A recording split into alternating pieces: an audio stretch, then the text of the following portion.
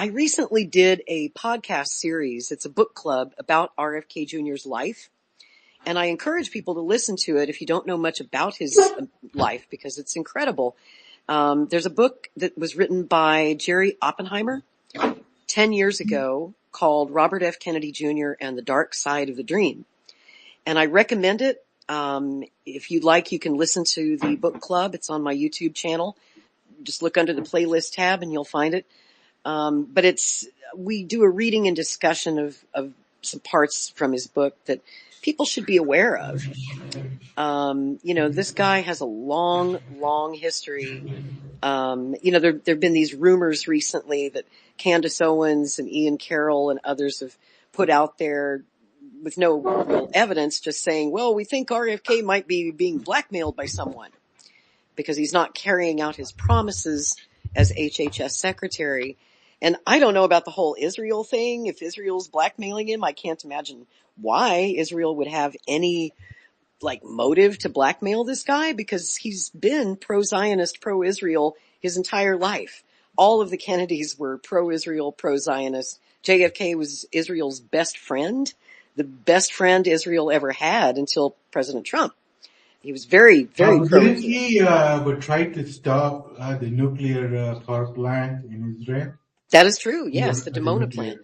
And that is a big disagreement that he had with Ben Gurion. But it didn't affect the arms sales to Israel or the special relationship with Israel. It was a very serious disagreement because JFK was so determined to stop nuclear proliferation all over the world, and especially in the Middle East, because he knew, of course, that the Egyptians and the Arabs were trying to get their hands on nukes from the Russians. So you see the Cold War implications here. We certainly didn't want any kind of nuclear war to break out in the Middle East. And JFK could see where that was going. He was trying his best to stop it. Of course, he failed at that. He didn't stop it. There are so many things about JFK's relationship with Israel that have been twisted all out of proportion and are very much misunderstood today. For example, you see a lot of stuff circulating online about how he was supposedly going to make AIPAC register under FARA. But in actuality, in truth, RFK, his brother, the Attorney General, was even more pro-Zionist than JFK. He was fanatically pro-Israel, RFK was. And he was actually using his power as Attorney General to put the kibosh on that. He was trying to help AIPAC in that situation. He was not trying to make them register. He was just kind of pushing that paperwork down the pipeline and trying to make that go away. RFK was really more Katzenbach's work than RFK in reality. But these are the nuances that people just don't know because they haven't really done those deep dives on the paperwork, the documents, the books. You have to take things in the bigger picture, in the totality of it. And so, JFK and all of the Kennedys, right up to Ted Kennedy, there are statues and so many things named after JFK in Israel. It's not even funny. They absolutely love him over there, and they loved Teddy. Teddy was a great friend of Israel. RFK, as we all know, was going to vote in 1968 to send 50 Phantom jets to Israel for their defense, which was very controversial. And when that was announced in the newspaper in May of 1968, a young Palestinian immigrant named Sirhan in Pasadena, California, saw that in the newspaper and was furious, obviously furious. And he said that the very thought that, and he had been a big Robert Kennedy supporter up until that time. He had supported Kennedy's presidential campaign. He thought that, RFK was a friend of the minorities, a friend of the downtrodden, people like him, young Sirhan, 24 years old, living in poverty, trying to make it in the United States, a country he did not like. He wanted to go back to Palestine. He hated it here. And his father, in fact, did go back to Palestine because he didn't like the American way of life. He didn't like to see his wife being liberated and working a job and doing things that women in Palestine weren't allowed to do. She liked it. She wanted to stay. His father didn't. He went back to Palestine.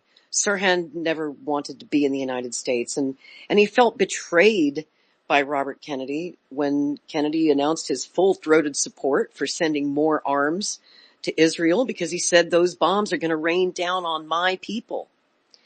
And Sirhan, let's talk about him a little bit.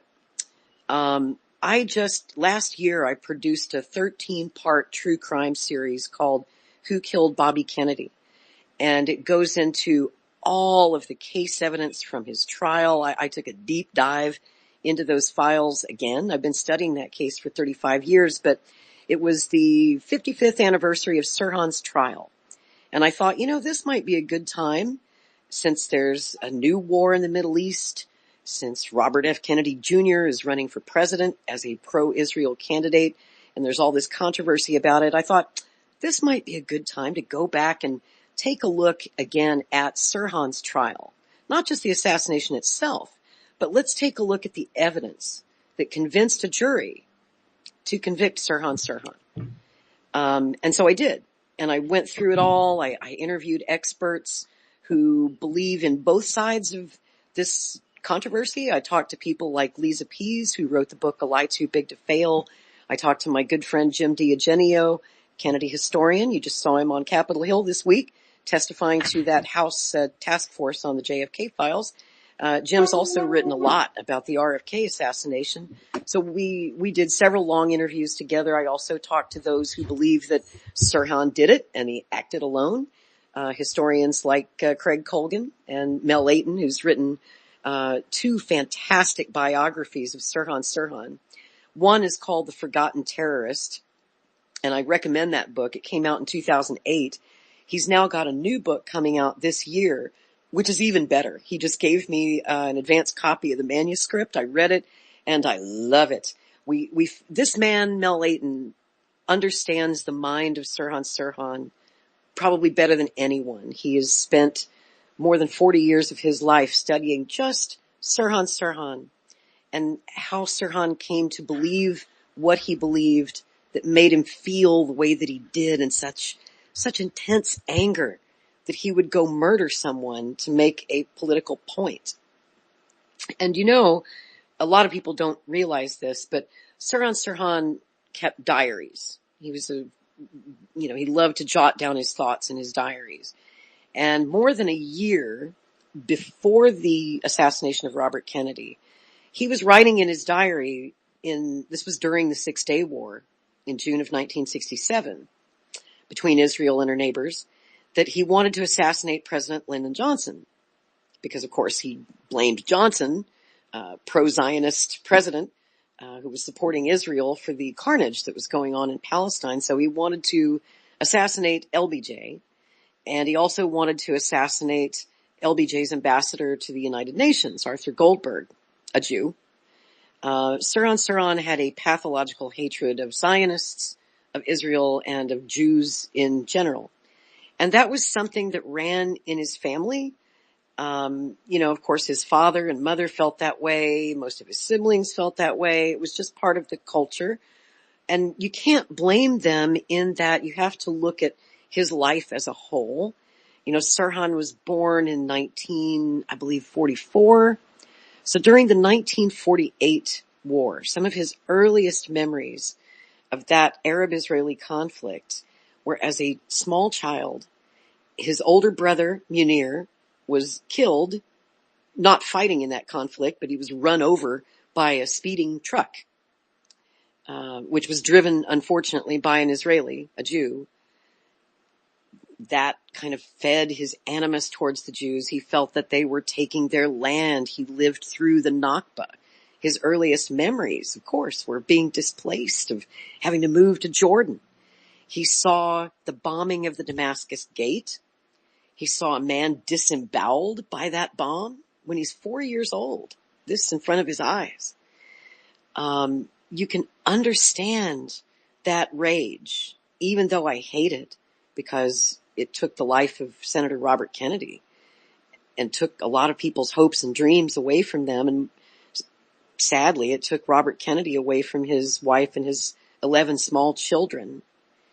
And when I look back now at the totality of it all, and I see how those 11 children turned out, and when you listen to my series or read the book, The Dark Side of RFK Jr., you'll see how the impact that losing his father had on him drove him over the edge. It drove him into a deep funk, a deep alcohol, drug, and sex addiction and bad behaviors. And this happened to so many of his siblings because Ethel was just not prepared as a widow to raise those 11 children by herself.